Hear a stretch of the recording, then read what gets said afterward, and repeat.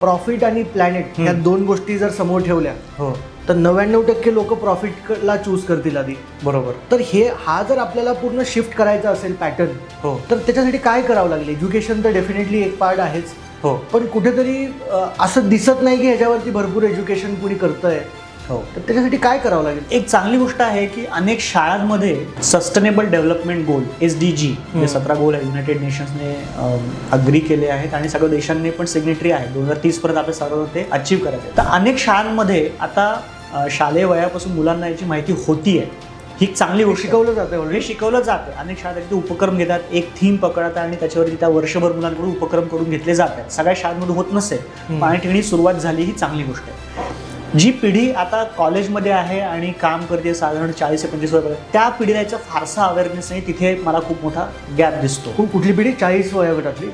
साधारण आत्ता कॉलेजमध्ये असलेले 20 ते 45 वयापर्यंतचे ह्या पिढीला फारसा नाही आहे. आणि याचं कारण असं एक अर्थशास्त्राचा अभ्यास करताना जाणवलेली गोष्ट आहे की एक कन्सेप्ट आहे public good versus private good.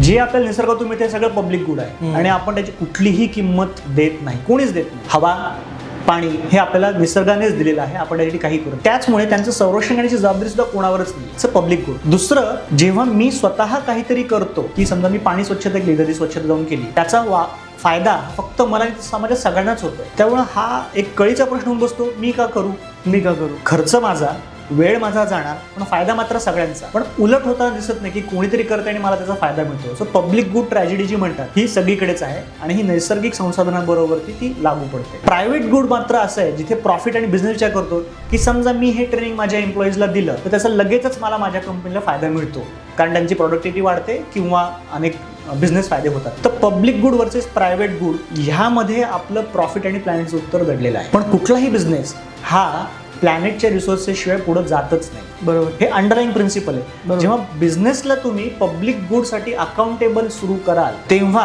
Planet versus profit न राहता प्लॅनेट अँड प्रॉफिट हा बिझनेस मोठं होईल. तर मला असं वाटतं की शाळेपासून आणि आपल्या सगळ्यांना अवेअरनेस व्हायला पाहिजे हा what is public good, what is private good. आणि जेव्हा ती संकल्पना क्लिअर होईल तेव्हा लोकांना आतून कळेल की भले मी माझा बिझनेस करतोय प्रॉफिटसाठी, पण हे करताना मी नैसर्गिक संसाधनावरती त्यांना ओरबाडू शकत नाही, कारण याचा परिणाम बिझनेसवरच होणार आहे. आपण मगाशी 2-3 कंपन्यांचं उदाहरण बघितलं. आपण सोशल अँगल बघूयात. ESG मधला दुसरा आहे जो सोशल अँगल आहे. एम्प्लॉईजला ट्रेनिंग देणं हे कंपन्यांसाठी फायद्याचं आहे आणि त्याचे ते तास मोडले जातात. आमची कंपनी इतक्या ट्रेनिंगमध्ये इन्व्हेस्ट करते, प्रोडक्टिव्हिटी वाढते, हे सगळं आपण धरतो आणि हे बरोबर पण आहे.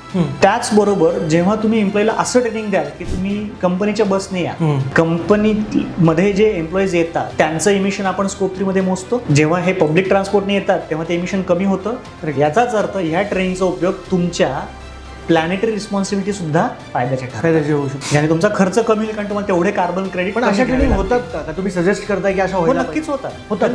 हो, नक्कीच होतात. हे एक उदाहरण झालं, कारण याच्यामध्ये तुमचे एन्व्हायरमेंट आणि सोशल दोन्ही अँगल कव्हर झाले. एम्प्लॉईला ट्रेनिंग पण मिळालं, त्या ट्रेनिंगमधून त्यांनी कोणीतरी इन्स्पायर होऊन स्वतःचा मोड ऑफ ट्रान्सपोर्ट पण चेंज केला, एन्व्हायरमेंटचा पण फायदा झाला जो पब्लिक गुड आहे आणि कंपनीचा फायदा जो प्रॉफिटमध्ये अकाउंट होतो. तर ह्या प्रकारे आपण अवेअरनेस नक्कीच वाढवू शकतो. एम्प्लॉई कमिटी खूप समजायला सोपं उदाहरण आहे. दुसरं कॅन्टीन फूड.